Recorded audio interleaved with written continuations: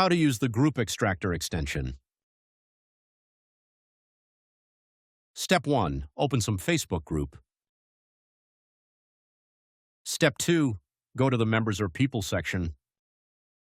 Step 3. Click the Export button or Open Extensions pop-up to start extraction. Step 4. Wait for the extraction process to finish. It's not that fast.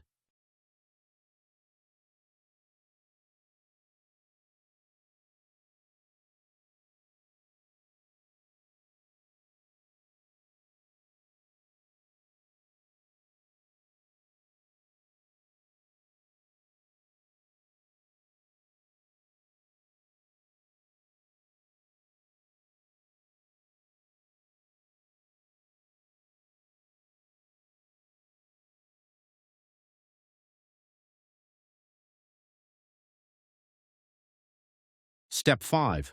Now you can open the resulting file in Excel software or Google Spreadsheets.